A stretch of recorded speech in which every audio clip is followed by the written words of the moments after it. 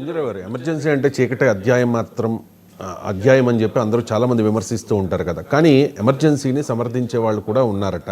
ఎందుకు సమర్థించారు, ఎవరు వాళ్ళు? అవునండి, ఎమర్జెన్సీని సమర్థించిన వాళ్ళ పేర్లు చెప్తే పెద్ద షాకింగ్ ఉంటుంది. అందులో ఎమర్జెన్సీ భూదాన్ ఉద్యమం మొదలుపెట్టిన వినోబా భావే ఎమర్జెన్సీని సమర్థించారు. ఆయన ఎలా సమర్థించారంటే, ఆయన తిట్టకండి ఏమి చేయొద్దు మనం.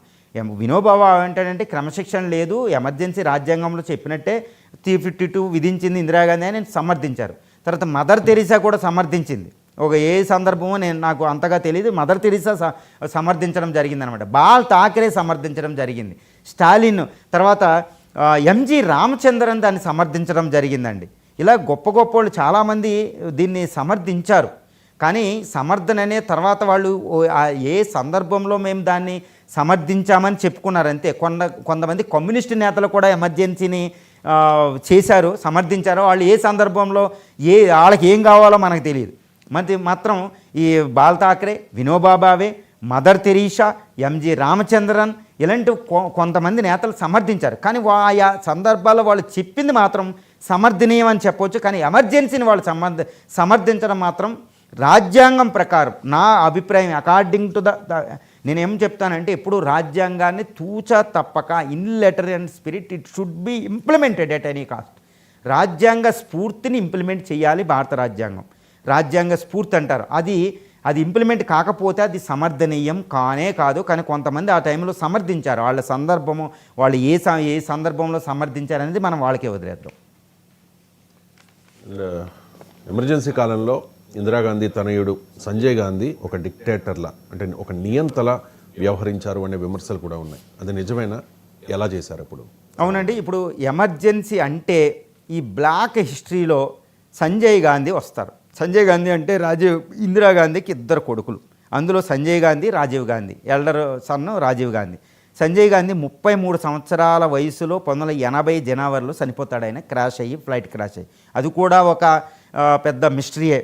ఆయన ఎవరు చంపారు, ఎలా చంపారు అనేది పెద్ద మిస్టరీ. ఆ క్రాష్ అవ్వడం ఢిల్లీలో, అది ఎలా ఇందిరాయే చంపేసింది, ఆ కడపరెడ్డంలాగా అని కూడా కొంత ఆరోపణలు ఉంటాయి. కానీ అది ఎలా అనేది తర్వాత అసలు సంజయ్ గాంధీ ఎమర్జెన్సీ టైంలో ఒక వివాదాస్పదానికి మూల కేంద్రం అయిపోయారన్నమాట. అసలు ఇందిరా ఎమర్జెన్సీ పెట్టడం వెనకాలే ప్రధానమైన పాత్ర ఉన్నది. ఆ 33 అప్పటికి మొత్తం ఏంటంటే 25 సంవత్సరాల యువకుడు సంజీవ్ గాంధీ, ఆయన వల్లే పెట్టేశారు అంటారన్నమాట. ఈయన పెట్టారు. అసలు వివాదాస్పదం ఎలా అయ్యారని మనం తెలుసుకుంటే, ఈయన పెద్ద వివాదాస్పదం ఏంటంటే, ఈయన మేసా చట్టాన్ని అంత భయంకరంగా ఇంప్లిమెంట్ చేయడంలో ఆయన పాత్ర ఉంది. రాజ్యాంగేతర శక్తిగా ఆయన అవతరించాడనమాట. ఆయనకి ఎటువంటి పదవి లేదు, ఎంపీ కూడా కాదు, ఏమీ కాదనమాట, ఏదో చిన్న ఉండేది. ఆయన రాజ్యాంగ అంటే ఎమర్జెన్సీ టైంలో అటు ప్రధాని, రాష్ట్రపతి వీళ్ళు ఎవరు లేరు, ఆయనే మేసా చట్టాన్ని ఇంప్లిమెంట్ చేయడం అన్కాన్స్టిట్యూషనల్, రాజ్యాంగానికి అతీత శక్తిగా అవతరించాడు, ఒక డిక్టేటర్గా అని చెప్తారన్నమాట. ఇందులో ప్రధానమైనది ఏంటంటే, చెప్తే భయపడతారన్నమాట. ఏంటంటే 1 కోటి మందికి కుటుంబ నియంత్రణ ఆపరేషన్లు బలవంతంగా చేయబడ్డాయి ఇండియాలో. 1 కోటి మందికి, ముఖ్యంగా ఢిల్లీ, ముంబై, ఢిల్లీ చుట్టుపక్కల ప్రాంతాల పేదలు, నిరుపేదలు, కింది కులాల వాళ్ళని బలవంతంగా తీసుకెళ్ళి ఆపరేషన్లు చేయడం. ఉద్యోగస్తులు అయితే మీకు ప్రమోషన్లు ఉండవని ఫోర్స్ చేయడం, కోయర్షన్ అంటారన్నమాట. ఈ విధంగా ఏంటంటే కలెక్టర్లకే అనధికారిక ఉత్తర్వులు వచ్చాయి, మీరు కుటుంబ నియంత్రణలు ఎన్ని చేశారు, ఫోర్స్గా ఎన్నని వెళ్ళే అంట.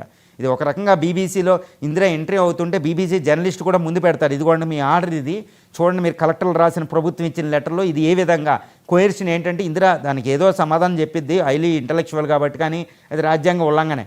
ఈ విధంగా సంజయ్ గాంధీ అప్పుడు కుటుంబ నియంత్రణ ఆపరేషన్లు 1 కోటి మందికి చేశారు. దీన్ని కొంతమంది ఏమంటారంటే దారుణంగా, ప్రజలని జనాభా నియంత్రణ అరికట్టలేక ఇది ఎన్నగా చేశారు, ఇది గొప్ప, ఇది ఎమర్జెన్సీ ఉండాలి దేశం అంటారు. వాళ్ళకి అసలు రాజ్యాంగ విలువలు ఏమీ తెలియదు అనమాట. ఒక రకంగా ఈ 1 కోటి మంది కుటుంబ నియంత్రణ ఆపరేషన్లు బలవంతంగా చేసేటప్పుడు అన్హైజీనిక్ కండిషన్లో సరిగ్గా చేయకపోవడం వల్ల చాలా మరణాలు సంభవించాయని చాలా పెద్ద ఆరోపణ ఉంది కొన్ని సర్వేల ప్రకారం అండి. అంటే కోయర్షన్ చేయకూడదు.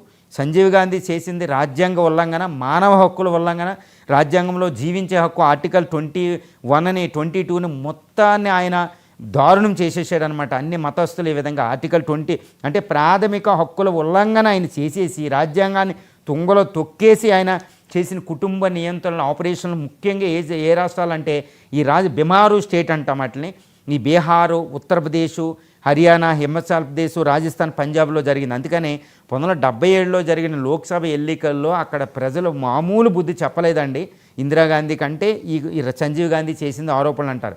ఇంకా సంజీవ్ గాంధీ అనాధికారికంగా కొన్ని జైల్లో పెట్టేసి జైల్లో హింస పెట్టడం జరిగింది. ఎవరైతే దొరకకుండా తిరిగారో జార్జి ఫెర్నాండెస్ లాంటి వాళ్ళని అరెస్ట్ చేయడం వెనకాల ఉన్నారని తెలుస్తుంది. తర్వాత ఆర్ఎస్ఎస్ను బ్యాన్ చేసేటప్పుడు కూడా ఆయన వెనకాల ఉందని తెలుస్తుంది. ఆర్ఎస్ఎస్ అప్పుడు బాలాసాహెబ్ దేవరాజుని జైల్లో పెట్టినప్పుడు కూడా ఆయన ఉంది. జార్జి ఫెర్నాండెస్, లాలూ ప్రసాద్ యాదవ్, ఇంకా స్వతంత్ర పార్టీ అని సోషలిస్ట్ పార్టీ నేతలని భయంకరమైన డిటెన్షన్ చేసి జైల్లో భయంకరమైన హింస జరిగేది. ఆయన అనాధికార ఉత్తర్వులు కలెక్టర్లకి, డీజీపీలకి ఇచ్చేవారనమాట. అసలు ఆయన చేసింది దారుణాతి దారుణం అనమాట. మీడియా అంతా ఆయన కంట్రోల్, ఆయన సన్నల్లో పనిచేయాలి. ఎవరైనా వ్యతిరేకంగా చేస్తే అది మీసా చట్టం ప్రకారం వాళ్ళు జైల్లోకి వెళ్ళిపోవాలి. అది కులదీప్ నయ్యర్ అయినా, రామ్నాథ్ ఆయన ఏది ఇండియన్ ఎక్స్ప్రెస్ అధినేత, వాళ్ళు గొప్ప గొప్ప వాళ్ళు అనమాట. కులదీప్ నయ్యర్ వాళ్ళ బుక్స్, వాళ్ళ ఆథర్స్ అన్నీ ఉంటాయి అనమాట. వాళ్ళనే జైల్లో తొక్కేశారు. అంటే ఇండియా అంతా ఆయన కనుసన్నల, ఆయన పదఘట్టనల కింద నలిగిందని చెప్పవచ్చు.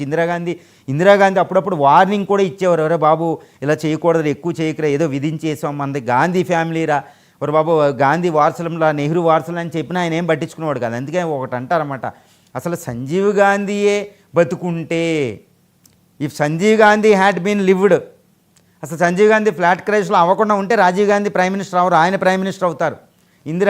అసలు పరిపాలన ఎలా ఉండేది అని ఊహించుకుంటే ఒక రకంగా కంపితులు అవుతారన్నమాట ఇండియాను. అందుకనే భారతదేశంలో ఒకటి అంటారన్నమాట, ప్రకృతి ఎవరిని ఎక్కడేయాలో వేస్తే భారతమాత తనను తాను రక్షించుకోగలదు.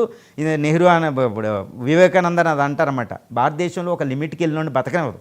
అసలు ఎమర్జెన్సీ అంటేనే సంజీవ్ గాంధీ. అసలు ఇందిరాగాంధీని అందుకనే కథ క్షమిస్తారన్నమాట. అంతా సంజీవ్ గాంధీ చేశాడు అన్నట్టు. అందుకే సంజీవ్ గాంధీ చచ్చిపోతే భారతదేశం అంతా సంతోషపడింది అంటారన్నమాట. ఇందిరా కళ్ళ వెంట కూడా నీళ్లు రాలేదంటారు. ఆవిడ బ్లాక్ స్పాట్స్ ఉంటుంది చూడండి సంజయ్ గాంధీ పక్కన. సంజయ్ గాంధీ తర్వాత ఒక పరేడ్లో ఇండిపెండెన్స్ డే రోజున ఆవిడ వెళ్ళేటప్పుడు కళ్ళల్లో నీళ్లు కూడా తిరగలేదంటారన్నమాట. అది చనిపోతే తల్లి కూడా సంతోషపడిందా, ఘోరం అని అంటారన్నమాట. అది సంజీవ్ గాంధీ. అసలు ఆయన మరణమే రాక్షసుడు పోయాడని భారతీయులు సెలబ్రేట్ చేసుకునే పరిస్థితి వచ్చిందనమాట. ఆయన బతికి లేకపోవడం కూడా భారతదేశానికి మంచి వరమైందా అంటారన్నమాట. ఎందుకంటే అలాంటి శక్తి, రాజ్యాంగేతర శక్తి భారతదేశంలో ఉండడం మంచిది కాదు. ఏమైనా సంజీవ్ గాంధీ లాంటి పర్సనాలిటీ గాంధీ నెహ్రూ ఫ్యామిలీ నుంచి వచ్చాడంటే ఇట్స్ అన్బిలీవబుల్ అనమాట. అండ్ ఆ తర్వాత రాజ్యాంగం అదృష్టం ఏంటంటే రాజీవ్ గాంధీ వచ్చి ఒక అద్భుతమైన పరిపాలన చేసి వెళ్ళడం కూడా గొప్ప పరిణామమే. ఎమర్జెన్సీ ముగిసిన తర్వాత